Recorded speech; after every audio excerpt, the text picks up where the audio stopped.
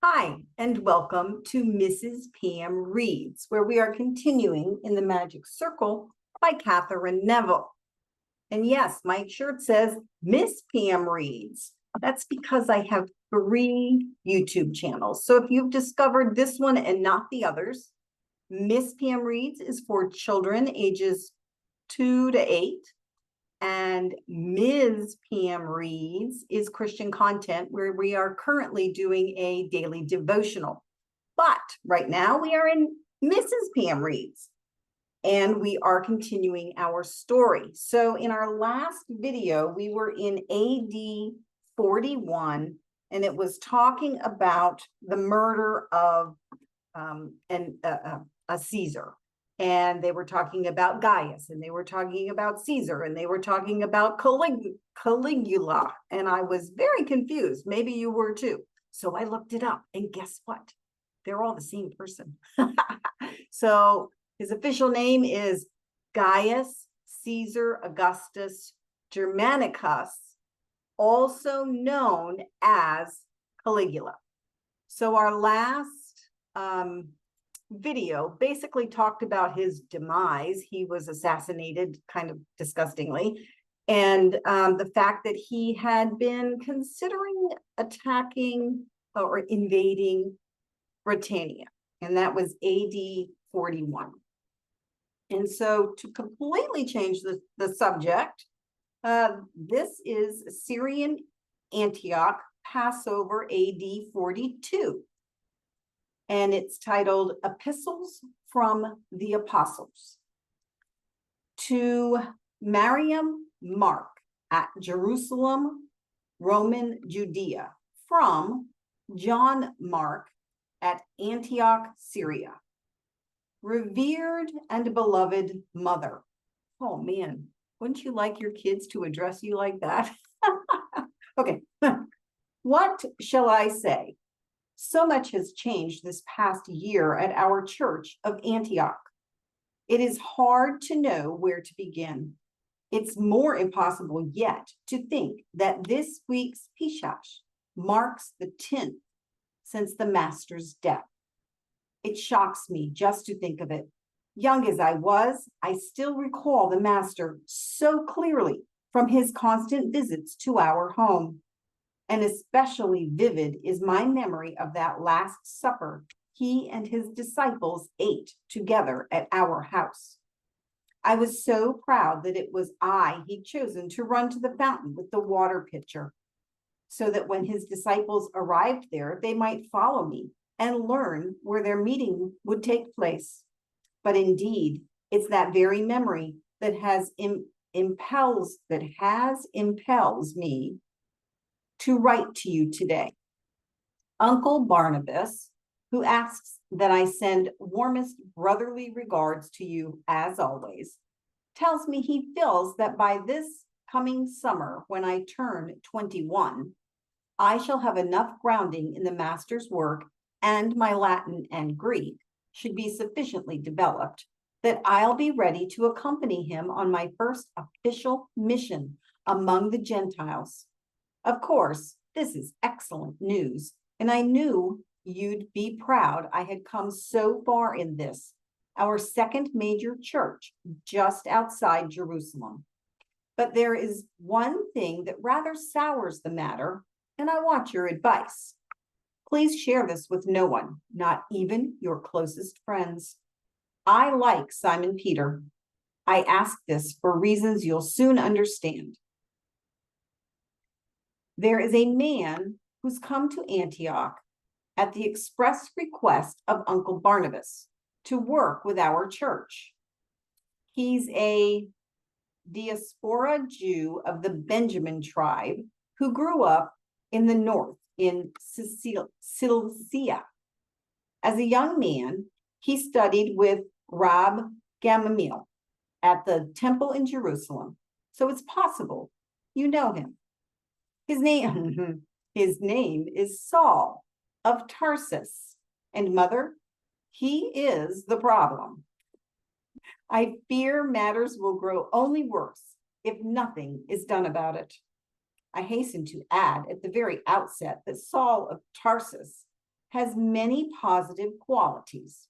He's extraordinarily educated, not only in Torah, Mishahim, and classic Hebrew, but also is fluent in Latin, Greek, Punic, and Standard Aramaic. He comes from a wealthy and respected textiles family who retained the main concession to supply the Eastern Roman legions with that sturdy goat hair cloth, Sicilium, that they use for everything from tents to shoes. As a result, the family holds hereditary Roman citizenship. Clearly, the assets adhering to Saul of Tarsus go far to explain Uncle Barnabas's attraction to the man. This is where my principal conflict arises, Mother. For Saul of Tarsus must be regarded first and foremost as a man of privilege, even from birth, rich, educated, well-traveled, a Roman citizen. And what single thing was the master most opposed to as being contrary to the kingdom? It can be said in one word: privilege, most especially privilege of this particular sort. To highlight the contrast, I must be more specific about the events preceding Saul's own conversion to our order. Observe, I do not say to our belief, for he has an established set of beliefs of his own. I assure you that everything I'm about to tell you I have garnered from the fellow's own lips. While studying under Gamaliel at Jerusalem, Saul, for the first time, became acquainted with the many activist factions in the region: Zealots, Sicarii, Essenes, and all agitating for liberation from Rome. And he also exposed to those, like the master's cousin, the baptizer, who even went back to nature, dressed as wild men in fur pelts and subsisting, on wild locusts and honey. The most despicable of all of these, in Saul's opinion, were the master and his followers. As a sophisticate from cosmopolitan Sicilia, Saul felt horrified repulsion at these sickeningly primitive peasants.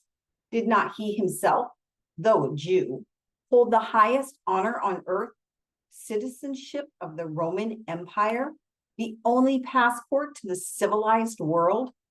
He regarded these Judeans as no better than terrorist rabble. Their hysterical demands for freedom from Roman rule, both religious and political, enraged him beyond words. For a paltry freedom they thought they desired, they were relentless in pitting provincial Jews against the whole vast Roman Empire. They had to be stopped. Saul begged permission from his teacher Gamaliel to hunt them down. He wanted to haul them to the temple where they could be tried as heretics, as Roman law allowed, and put to death by stoning. But Gamaliel wisely replied that such was expressly opposed to prescribed Jewish law, as already established in the time of Gamaliel's grandfather, the great Hillel. In frustrated rage, Saul resigned his studies and next took his plea to the Roman appointed Zadok Caiaphas, who was glad of a new recruit to his private mission of supporting the Romans by handing over any rabble-rousers who opposed their rule. Saul soon proved to be the perfect candidate for this bloodthirsty persecution. Mother, you will hardly credit it when I tell you Saul of Tarsus was actually among the mob that was screaming for the blood outside Pilate's palace the night of the master's trial. Not long after, Saul was there again with the mob that stoned our compatriot Stephen to death, though now he claims he never cast a single stone himself, but merely held the cloaks of others, that they might take better aim. The man is completely unconscionable, and the story of his own conversion may be the least believable of all. Despite his many gifts, Saul of Tarsus has a serious physical shortcoming. He has the falling sickness, the malady of the Caesars that the Greeks call epilepsia, grasped by an outside force. I've seen it myself, and it was not a pretty sight. At one moment, he was giving a speech, and he does have a golden tongue. At the next, he was lying on the ground, foaming at his lips, eyes rolled back in their sockets, gurgling from his throat as if possessed by demons. Today, he even travels with his own physician. The story of his conversion to follow the master, which is rich and strange and completely unverifiable, involves such seizure. Saul claims that shortly after the stoning of Stephen, he was on a mission to Damascus to spy on some of our number in behalf of the high priest Caiaphas. But just as Saul reached the city gates, he had one of these attacks. He fell to earth and was blinded by brilliant light. Then he heard the master's voice, asking why Saul was persecuting him. Some of our cohorts found Saul there on the road, brought him within the city walls of Damascus, and cared for him. And although he did remain blind for a number of days, at last they succeeded in restoring his vision. Afterwards, he went into the wilderness, where he remained for several years, doing what he declines to discuss. The upshot, however, is that in the end, he convinced himself he'd received a personal call from the master that provided him and him alone with special insight. So he went down to Jerusalem to meet with the master's brother James and Simon Peter to announce his intention of becoming a leader of our church, based solely upon this highly suspect vision. As I've heard it, they brushed him off.